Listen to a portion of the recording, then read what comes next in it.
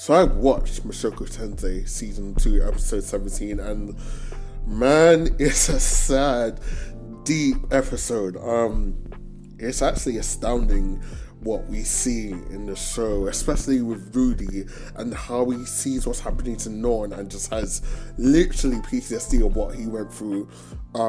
So at the top of this episode, he's angry because he thinks Non's being bullied, and he knows what that feels like. He's been through it, and he's afraid that Non is gonna turn out like how he was in his past life. So he's angry. He's wanting to go and figure out what's going on, who's hurting her, and who's he gonna deal with, basically, because he is angry. And I feel for him because he's looking at what happened in his life, and he doesn't want No one to go through the issue of depression and sorrow because of bullying at school.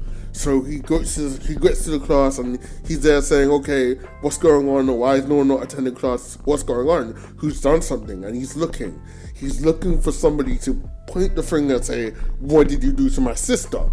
And as he's speaking to everyone's out there saying, listen, Rudy, anytime we spoke to her, we just spoke about you.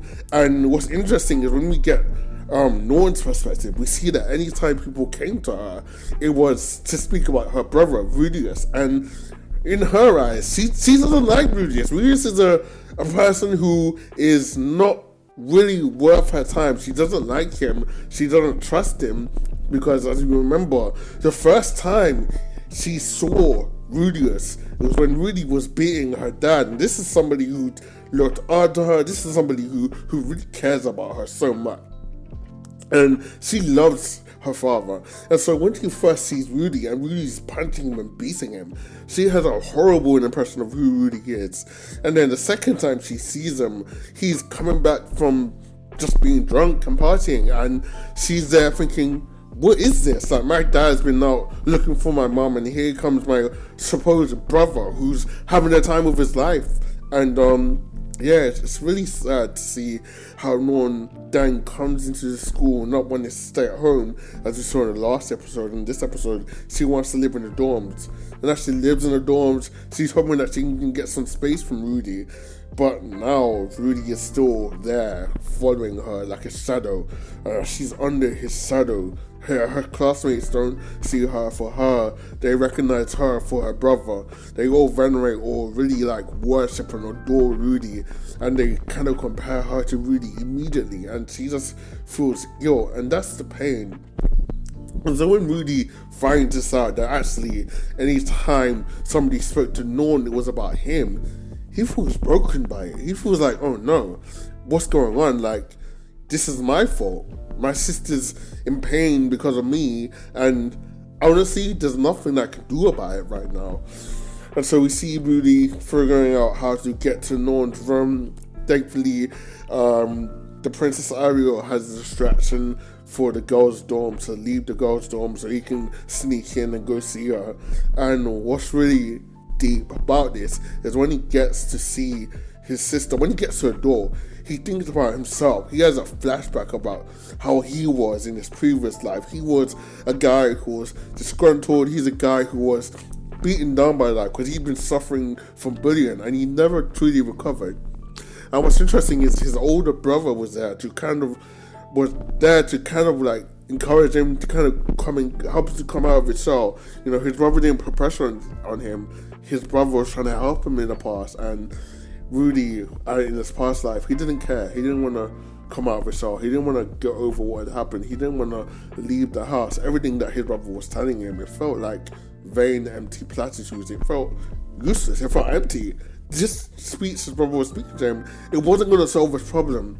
And people can get like that when you feel very low, feel very beaten down by life, that nothing's going to pull you out of that shell, pull you out of that negative spiral that you're in. And Rudy sees his sister in his new life going possibly through the same thing, and he knows that he acts as if he gives up like his brother gave up on him, he doubts she'll be able to recover. So he just has to do something. He has to help her. He has to try and talk to her to get to the root of how she's feeling. And what's really interesting and deep is that he, in that position, learns how his brother felt. You know, he sees Norn as his past life, and he is now in the position of his brother, and he's trying to speak to her, but he doesn't know what to say. He's conflicted. He feels bad and broken about how Norn is feeling and how he's contributed to that. And so when you see from Norn's perspective, how she feels and what she's thinking about when she's in relation to Rudy. She's thinking about the first time she saw him. She's thinking about what her dad was talking to him about. Hey, listen, he's your brother. He's not all that bad. And even Rita is saying the same thing. Like, Rudy is not a horrible person. But she just can't see it because she's young, and she only sees this guy who's hurt her dad, this guy who's messing around with women, a different woman now, and being drunk when she sees him again. And she feels a bit of pain at the same time as well, because she thinks like, listen, this is my brother, and maybe I'm gonna get in his way. Maybe he won't like me, and maybe he won't want to get near to me. Maybe I won't fit into his circle. You know, Aisha seems to like Rudy a lot, but no one feels like she doesn't have that connection with Rudy. And maybe because of a lack of connection, she feels like Rudy will just push her away, say, listen, you're not needed. And that's why she said to Rita, let me come with you, or she wants to stay with her father, because she just doesn't trust herself with Rudy. And when she comes to school to get away from Rudy again, everyone's just bombarding her about Rudy. Everything is all about Rudy. Like, she's average, you know, her grades are average. She's not as skilled as Aisha, she's not as intelligent as Rudy, and she feels this isolation, and it's hard, man. People are going to feel alienated by that, and it's really sad to see that follow her into her school. And you know what's really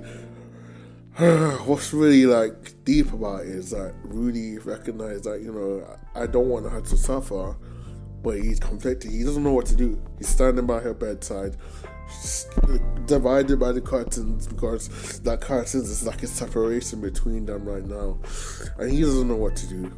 But Aisha, as she thinks about who Rudy is as a person, what her father said to her, what Rita said to her, she feels a pain in her gut, but she tries to peek through the curtains to look at Rudy. And what's so deep is that when she looks at Rudy, she sees her dad. Like, the transition between her father's sad face and then Rudy's sad face, it's just, man, it's like, it's so deep, you know, it's so real. Like, both Rudy and his dad, Paul, are not great people. Are not great people in general, but they have their flaws, that is.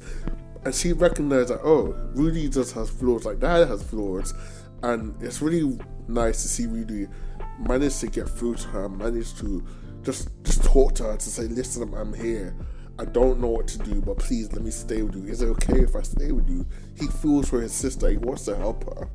And I feel like this episode was just captured the idea of family and just being there for the ones you love, being there for the ones you care about, wanting to console, wanting to arrest the feelings of isolation and sorrow, and just bring people up, help people to lift themselves out of the darkness that they're in. So yeah, it was a really, really good episode. I was just like, wow.